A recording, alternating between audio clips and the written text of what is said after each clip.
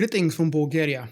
I'm Vulkk, and this is going to be a personal opinion editorial video based on the blog post that you're actually looking at the screen.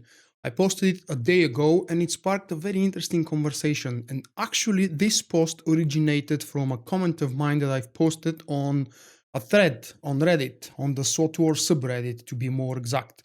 This is my post here, and the thread provoked us to share opinion whether we would love to continue playing SWTOR or not, based on our feelings against the RNG crates and the new command ranking system.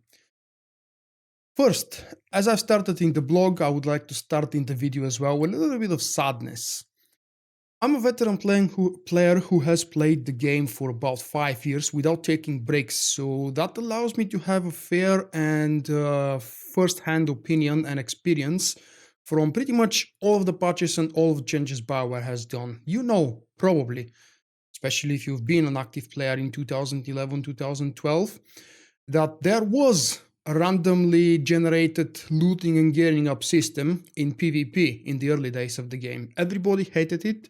Thankfully, BioWare listened and removed it from the game at some point. I can't remember at the moment which patch brought the changes, but everybody was happy.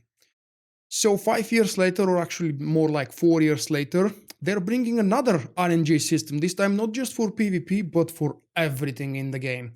Any kind of gear from this point on in patch 5.0 and into the future is going to happen through randomly generated numbers and thanks to crates.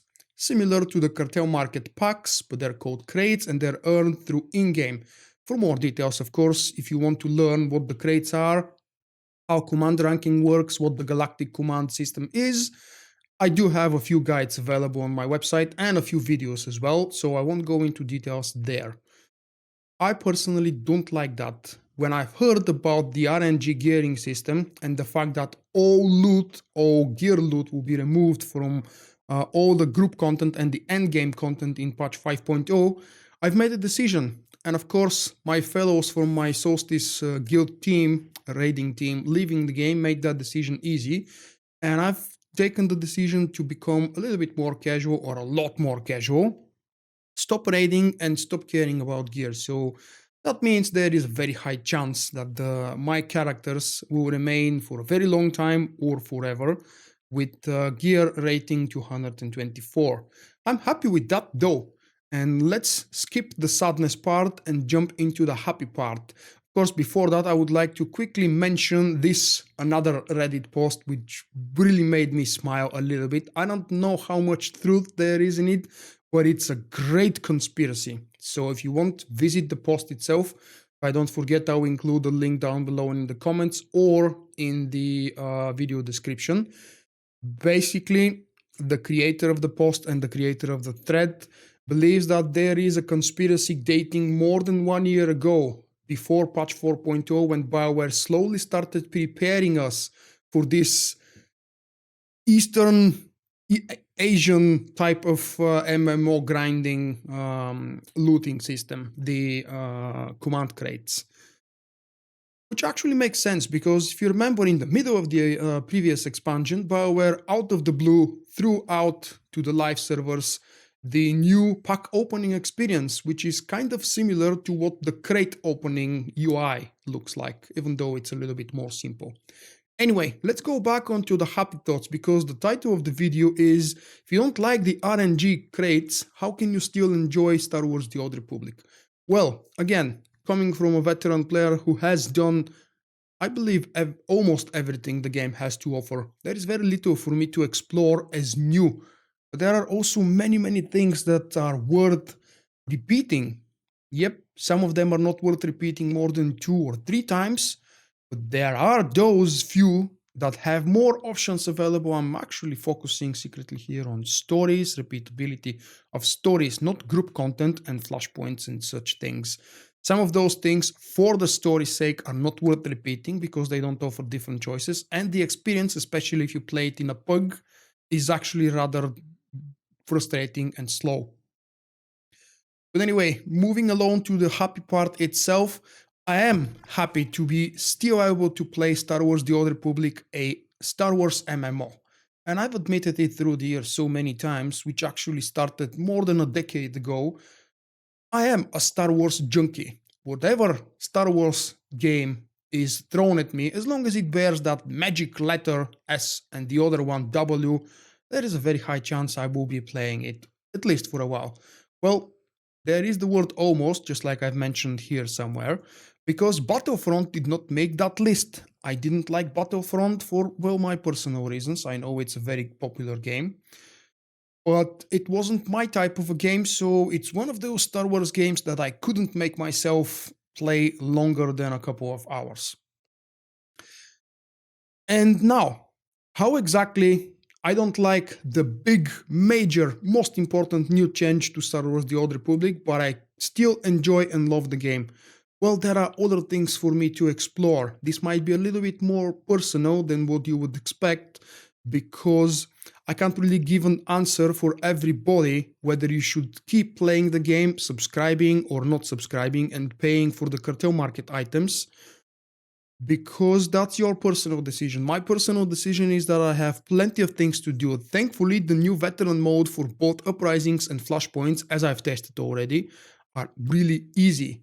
And they're easy because I have the player experience and the experience with my personal class, the class of the characters I am playing. It matters whether you know these things or not. Yes, it does help that I have a set bonus gear 224 from the end game of the previous expansion level 65, but that isn't really a key because I went through some of the veteran uprisings with a lower level geared character, gear 216 and 220 primarily, and it still was easy. Even undermining that content at level 70 with low level gear is still easy because the game is going casual. There is no point denying that, and it's not like that since yesterday. It has been slowly regressing from a hardcore raiding game in PvP game into a more socially oriented Star Wars fantasy universe with a lot of limitation on choice. I feel like I had to say something like that. Back on the topic about the veteran mode uprisings and flashpoints, they're easy because I have the experience, and provided you don't go naked and you know how to play your class, most of the mechanics are familiar from other places. For example, the new so-called content uprisings, they're not really new because all of the boss mechanics and all of the boss encounters feature something that we've already seen elsewhere. It might have been adapted a little bit different to the new environment, interior or exterior, but it is still the same mechanic, and you should know how to perform when you spot it, what to do, where to go, how to avoid it, how to counter it. These things, if you have the experience doing them, you will feel like the veteran mode uprisings are really easy. That's what I felt, and I don't mind to insult anybody who is having issues with them. Don't get me wrong. Actually, I've reached the point where I truly believe that the new uprisings are really easier when you undermine them with players who are experienced with the content. Because the more people you have in the group, the more people you have to take care of healing, for example. And that's a huge issue. It does matter if one person is taking a 20k hit from something that's avoidable or not avoidable, and it's a completely different moment when you have 3 people or 4 people taking that 20k hit. It's a lot harder to recover and heal up the group in this case. And yes, I do have plenty of things to do in Star Wars The Old Republic that I've done only once, for example, or never done, actually.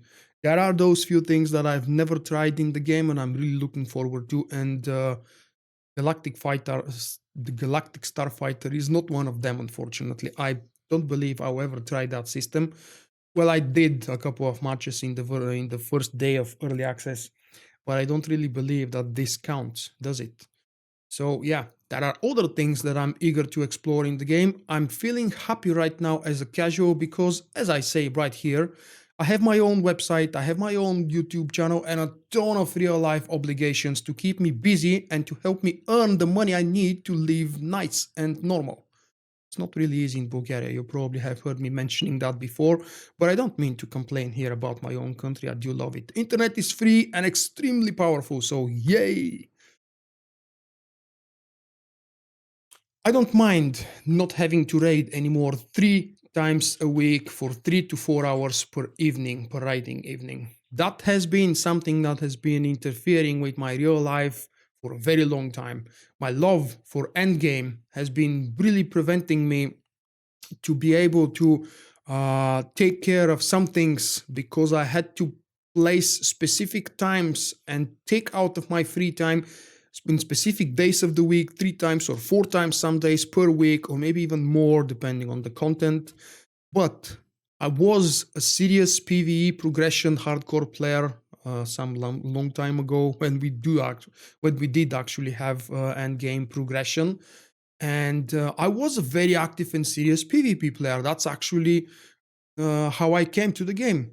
I was playing before that Star Wars Galaxies, and after Star Wars Galaxies, I played for a few years Lord of the Rings Online, primarily PvP and some endgame raiding on the side.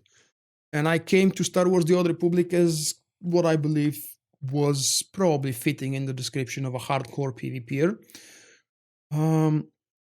That actually didn't stay true for all 5 years. No, I've slowly regressed to a more casual PvPer, and today I actually haven't done a PvP Warzone game in patch 5.0 yet. It's been 2 weeks and I haven't done it. That's one of the reasons why I haven't started my guides, my Sentinel and Marauder guides yet, because I have a few more things to experience before I start opening my mouth and giving out advices to those of you who need them.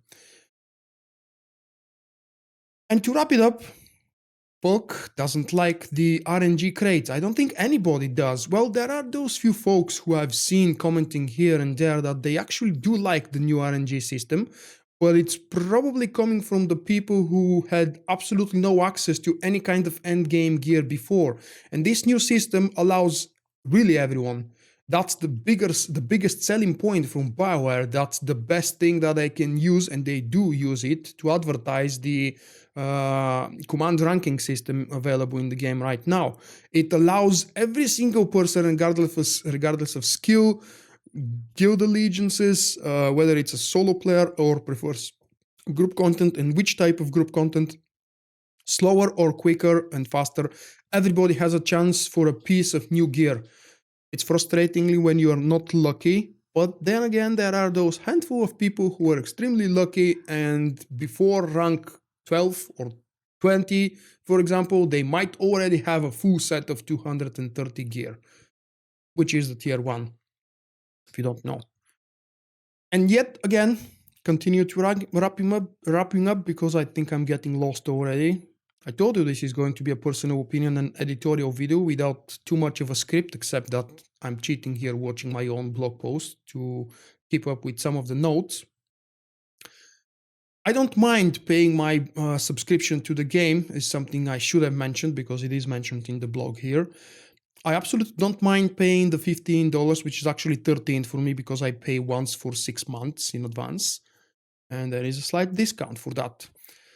I can easily afford it thanks to primarily to you guys, because you enjoy my content. Some of you don't use ad blockers, and that's what's generating revenue from my website and videos. This is how I can afford to keep covering the game in an even better pace with each new coming month, for example. It is the beginning of the month, so it's probably worth noting that I've reached yet another goal on my Patreon campaign. 3 out of 4 goals reached in 1 year. That's really, really big for me. Thank you very much, guys. Back on the topic, I can easily afford to pay the subscription for a month, and I don't need to pay anything else to BioWare. It's not like I don't want to support them. It's just that I don't care for the new shiny armor that comes to the Galactic, to the cartel market. I don't care about the command experience boost. Oh, let's say a few words, even though I was supposed to end the video. Let's say a few words about the cartel market's new item. It costs, if I'm not mistaken, 800 cartel coins at the moment, and I can't remember how much it was discounted from as it appeared. It appeared a few days ago, I believe, on Tuesday after the last patch. And this is a 5 Steam pack. I really should have checked that before I start talking about it. But it is a Steam pack that will give you a boost to your command experience earning. And that thing costs cartel coins, which actually costs real life money. At some point, probably already available in most servers for I don't know what price. I expect it to be ridiculously expensive. It will be available on GTN, which means that you can purchase this boost with credits, and credits are earned through gameplay, which actually means it's not exactly a full pay to win, but this is an item that benefits a system only available to subscribers. So this is in a pure form a pay to win item. Usually most of the so-called grinding preventing items and boosts on the online stores in most MMOs are supposed to be used by non-subscribing players to help them speed up the farm a little bit, because the subscribers usually benefit by default from some of these or most of these things. And in this case here, the new Steam that boosts Commander XP points is actually only for subscribers. You don't have use for that if you're not a current subscriber to the game, because the whole Galactic Command and the uprisings and everything else involving command ranking is only restricted and available to current subscribed players. I think I should stop babbling. It is time for me to ask you guys, what do you think? I've already received a handful of comments here since the post went live, and it was a really interesting discussion to see how some of you are utterly unhappy, others are actually at the same time dissatisfied with BioWare's decisions regarding the RNG system, but still love the game. I'm kind of inclined to join that group of players because, again, a Star Wars junkie is winning inside me, and every time there is an opportunity for me to play a Star Wars game, I will. This game has been around for about 5 years and I still love it. I don't plan to participate in the new command ranking system. That's why Vulkk is at the moment ranked 12, I believe, and I've reached that only by doing live streams and test runs through uprisings and flashpoints, most of them with my friend Zentrax, who tanks for me, which is far from claiming it to be a grind, because in 2 weeks reaching 12 ranks of command rank is really nothing. Anyway, do tell guys down below in the comments if you prefer post it here on the blog post or under the video that you're watching at the moment. What do you think about the new RNG crates? Do you think they're good or useful? Who would they be useful for? Would you be willing to pay real life money or credits in game to purchase these Steam boosts? And most of all, the most important question, do you still enjoy Star Wars: The Old Republic, or are you just watching my videos for the funny accent, or just because you've been following my channel for long enough and it's really hard for you to leave? Which one of these options is your favorite? That was me, Vulkk. I'll see you next time. Thank you for watching. I hope you have enjoyed the video. Click the like button and help me out. Visit my website vulkk.com for daily videos and news. To help me improve and expand, consider becoming my patron with a small monthly pledge. And stay in touch by following me on Facebook and Twitter.